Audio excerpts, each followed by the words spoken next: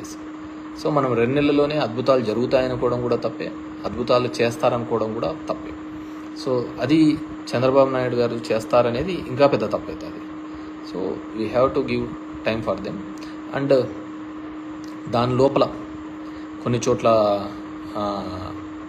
ఈ గొడవలు కానీ ఇలాంటివి కానీ ఇట్స్ గుడ్ కల్చర్ కాదు అనేది మా భావన. ఎందుకంటే మనం వేసిన బంతి మళ్ళీ తిరిగి బౌన్స్ బ్యాక్ అవుతూ ఉంటుంది దాన్ని. సో అది మళ్ళీ వెనక్కి వస్తూ ఉంటుంది. సో అది చాలామంది మనల్ని ఎంకరేజ్ చేయొచ్చు, ఎంటర్టైన్ చేయొచ్చు, ఇలాంటివి చేయండి అని చెప్పేసి.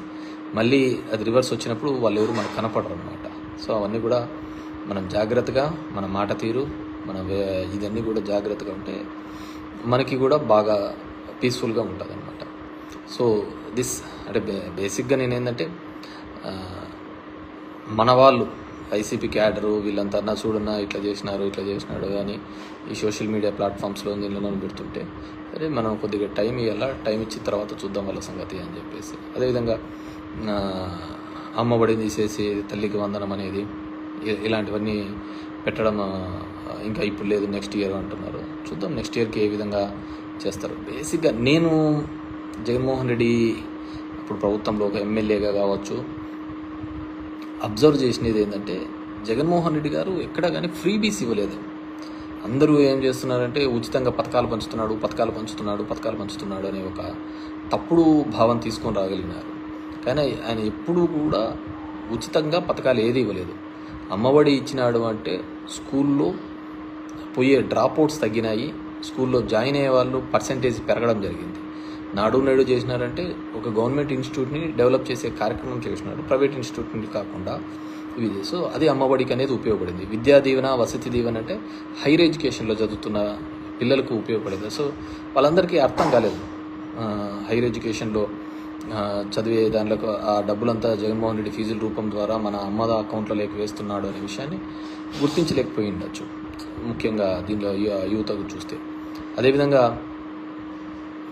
మహిళా సంఘాలకు డబ్బులు ఇచ్చినాడు అంటే ఎస్, అంతకుముందు రుణమాఫీ అనే పేరుతో ఎక్కడైతే మోసపోయిన మహిళా సంఘాలు ఉన్నాయో అవి ఏ గ్రేడ్ నుంచి డి గ్రేడ్కి వచ్చినాయి. దాన్ని మళ్ళీ అప్లిఫ్ట్ చేయడానికి కోసమే దాన్ని డి గ్రేడ్లోకి నుంచి ఏ గ్రేడ్లోకి తీసుకొని రావడం జరిగింది. 98% రీపేమెంట్ అంతా మనమే చేసినాం కాబట్టి మొత్తం అంతా తీసుకొని రావడం జరిగింది. ఈ విధంగా బ్యాంకింగ్ సిస్టమ్ కావచ్చు, ప్యారలల్గా కావచ్చు, ఒక వ్యవస్థ ఇప్పుడు ఆటోలనే కావచ్చు, అదేవిధంగా నాయ బ్రాహ్మణ్స్ కావచ్చు, ఇవన్నీ వ్యవస్థలు ఎక్కడ ఊరికి వెళ్ళాం. ఈ కుల వృత్తులు ఇవన్నిటినీ కూడా ముందుకు తీసుకొని అంతరించిపోతున్న దానికి ఇప్పుడు నేతన్న నేస్తం కావచ్చు, ఇవన్నీ కూడా అంతరించిపోతున్న ఒక వృత్తిని బతికించడం కోసం చేసిన ఒక ప్రయత్నం అంతే. సో దాన్ని అన్నింటినీ ఉచితంగా పనిచేస్తున్నాడు అని చెప్పిన అంతకంతే మించి పంచుతున్నాడు అనేది. అదేవిధంగా ఉద్యోగ కల్పనలో కూడా ఇప్పుడు అందరూ శ్వేతపత్రాలు అందరూ రిలీజ్ చేస్తున్నారు అనమాట. ఎన్ని ఉద్యోగాలు ఇచ్చినారు, ఏమి ఇచ్చినారు అని. అది వాళ్ళ టెన్యూర్లో 14 to 19 ఎన్ని ఇచ్చినారని చెప్పినా కూడా బాగుండేది అనమాట. ఇప్పుడైతే ఒక ప్యారలల్ వ్యవస్థ, అది జగన్మోహన్ రెడ్డి ఉన్నా లేకున్నా, అది ఇంకొక 100 సంవత్సరాలైనా కానీ ఆ సచివాలయ వ్యవస్థ, ఆ సచివాలయాలు అనేది జగన్మోహన్ రెడ్డి గారు ఏర్పాటు చేసినది అవి జీవితకాలం ఉండే సిస్టమ్. సో దానిలో ఏ విధంగా సబ్సిక్వెంట్ గవర్నమెంట్స్ వాడుకుంటాయి లేదు అనేది వాళ్ళ ఇష్టం. సో అది we have to check. So ఇలా వివిధ కారణాల వల్ల అన్నీ ఉన్నాయి. అండ్ ముఖ్యంగా ఓట్స్కి సంబంధించి 49 లక్షల ఓట్లు కేవలం మన ఏపీలో ఆ ఫిగర్ మ్యాచ్ కాలేదు పార్లమెంట్ ఎలక్షన్స్లో అనేది కొన్ని సంస్థలు చేసుకున్న వాటి ద్వారా రావడం జరిగింది. 79 సీట్లు దేశవ్యాప్తంగా ఈ విధంగా అవకతవకలు జరిగినాయని కూడా జరగడం జరిగింది అన్నమాట. సో దాని మీద పూర్తిగా కూడా ఒక ఎంక్వైరీ జరగడమో లేకుంటే ఇంకో పద్ధతి ద్వారా వస్తేనే తప్ప వాటిని మనము కరెక్ట్గా చెప్పలేం. ఎవరో చెప్తున్నారు ప్రజలు ఆశపడి మోసపోయినారట. మనిషిని బతికిచ్చేదే ఆశ. సో ఆశ పడ్డంలో తప్పు లేదు, అది నెరవేరుస్తారా లేదా అనేది తర్వాత ఇట్స్ వాళ్ళ ఇదన్నమాట. We have to see. పాపం ముఖ్యంగా రాయలసీమ ప్రాంతంలో అయితే వర్షాలు లేక రైతులు ఇబ్బంది పడుతున్నారు. పనులు లేక ఇబ్బంది పడుతున్నారు. చాలా ఇబ్బందికరమైన పరిస్థితులు ఉంది. ఎందుకంటే కొన్ని గ్రామాలలో తాగునీళ్ళకు కూడా ఇబ్బంది కలిగే, ఎందుకంటే వాటర్ టేబుల్ పడిపోతుంది, వాటర్ టేబుల్ బాగా డౌన్ఫాల్ అవుతుంది. We have to see. Pawan Kalyan గారికి ఇప్పుడు తీసుకున్నారు Panchayati Raj ministry. It is challenging. ఆయన కూడా నేను విన్నాను, ఇక్కడ బ్లీచింగ్ పౌడర్ ఇది లేదు, నీళ్ళకు ఇది లేదు అని చెప్పేసి కూడా వినడం జరిగింది.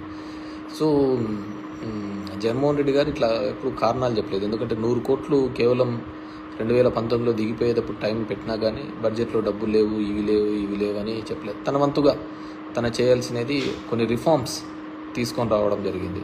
ఇప్పుడు మెడికల్ కాలేజ్ కావచ్చు, పోర్ట్స్ కావచ్చు, హాస్పిటల్స్ కావచ్చు, స్కూల్ ఎడ్యుకేషన్ కావచ్చు, కొన్ని రిఫార్మ్స్. నేను కూడా అన్ని రిఫార్మ్స్ అంత త్వరగా జనంలోకి ఇంజెక్ట్ చేయడం కూడా తప్పే నేను అనుకుంటున్నాను.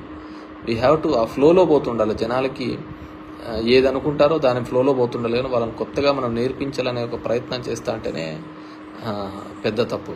దానికి బేసిక్ పెద్ద ఉదాహరణ నేనే అనమాట. నాదే లైవ్ ఎగ్జాంపుల్.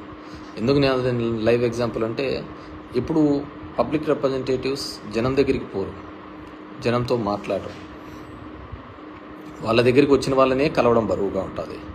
అలాంటిది నేను ఒక కొత్త సిస్టమ్ని తీసుకొని వచ్చి వీళ్ళే వాళ్ళ దగ్గరికి తీసుకొని జరిగింది. దానికి ఎన్నో నిందలు మోయడం తప్ప నాకు వేరేది ఏంది జరగలేదు. అదే మర్యాదగా నేను ఇంటికాడ కూర్చున్నా కానీ నాకు ఈ నిందలు తప్పేటివి, నా పని నేను చూసుకున్నా కానీ నేను జనం దగ్గరికి పోవడంతో నాకు నిందలు ఓటమి తప్ప నాకు నేను పెద్దగా మూట కట్టుకునేదంటూ ఏమీ కనపడలేదన్నమాట. సో అపవాదులు తప్ప మూట కట్టుకునేది ఏంది లేదు. సో అట్లుంటుంది. కాబట్టి ఎప్పుడే కానీ సిస్టంలో ఏ విధంగా అలవాటు పడితే దాని ప్రకారమే పోవాలా. అదేంటి అంటే, రాజకీయ నాయకులు అనేది ప్రజలకు దూరంగా ఉండాలా, ఎలక్షన్లప్పుడు కనపడాలా, వాళ్ళకి అబద్ధాలు చెప్పాలా, అబద్ధాలకు నచ్చితే వాళ్ళకు ఇది చేస్తూ అంటారు, నమ్ముకుంటే వేయరు. ఇంకా దీంట్లో మంచని చెడు అనేది అనవసరమైన విషయం.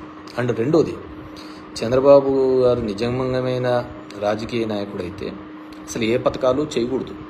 ఎందుకు చేయకూడదు అని నేను అంటానంటే, ఇన్ని పథకాలు చేసి ఎటువంటి అవినీతి లేకుండా ప్రజలకు అందించాలి అని జగన్మోహన్ రెడ్డి గారు అనుకున్నారు. ఆ విధంగా అనుకోవడం వల్లనే కదా జగన్మోహన్ రెడ్డికి 11 సీట్లు వచ్చినాయి. అదొక పొలిటికల్ లాగా చేసి ఇంకో విధంగా చేసింటే, ఇప్పుడు అందరూ అదే చెప్తున్నారు కదా, వాలంటీర్ అనే వ్యవస్థను తీసుకొని రావడం ద్వారానే పార్టీకి దానికి దూరం అయిపోయింది అనేది అందరి యొక్క భావన. సో వాలంటీర్ వ్యవస్థ ద్వారా అవినీతి లేకుండా చేయాలి అనేది జగన్మోహన్ రెడ్డి యొక్క ఆలోచన. అది నచ్చలే జనాలకు. లేదు, మేము ఇలాగే తిరగల్లా, మేము అందరి రాజకీయ నాయకులు ఇళ్ళ దగ్గరికే పోవల్లా, తిరగల్లా, ఇవ్వల్లా, మమ్మల్ని సతాయించల్లా, అప్పుడు కానీ మాకు ప్రభుత్వం నుంచి అందకూడదు అనే పద్ధతిలో ఆలోచించినారు. So we have to accept. So ఇప్పుడు గన చంద్రబాబు నాయుడు పథకాలు ఇవ్వడం మొదలు పెడితే అందరూ అంటారు కదా, ఏమని అంటారు, జగన్ రెడ్డి బాగా చేసినారు లేప, జగన్ రెడ్డి చేసిన దానికి మీరేం చేసినారు, ఇప్పుడు నేను చేసినా అవే చేస్తాము, కాబట్టి నా స్టైల్ వేరు అనే తన స్టైల్లో తన ఫంక్షనరీ మొదలు పెడతాడు. సో అదే ఫంక్షనరీ ఇప్పుడు మొదలు పెట్టినాడు అని నేను అనుకుంటున్నా. మళ్ళీ తన ఫంక్షనరీ మొదలు పెట్టాడు అని నేను అనుకుంటున్నాను. సో నిజంగా అంటే అప్పుడు ఒక మోడల్ అయ్యేది. జగన్మోహన్ రెడ్డి సక్సెస్ అయ్యి ఉంటే పేదవాళ్లకు సాయం చేయాలి, పేదవాళ్లకు ఆదుకోవాలి అనేది ఒక ఎగ్జాంపుల్గా ఇచ్చేది. ఇప్పుడు ఆయన చేసిన తర్వాత కూడా ఓడిపోయినాడు కాబట్టి, తన పార్టీ రాలేదు కాబట్టి, సో అది నెక్స్ట్ జనరేషన్స్కి అది ఎప్పుడు ఒక ఎగ్జాంపుల్ కానే కాదు. సో అది నెక్స్ట్ జనరేషన్కి అది ఎగ్జాంపుల్ కానే కాదు. సో నెక్స్ట్ జనరేషన్కి ఇంకోటి ఎగ్జాంపుల్, చంద్రబాబు ఇంకో పద్ధతిలో ఆలోచించాలి, అది పథకాల రూపంలో కాకుండా ఇంకో పద్ధతిలో ఆలోచించాలి. సో అతను అదే సంపద సృష్టిస్తాను అనే ఒక పద్ధతిలో ఆలోచించాడు.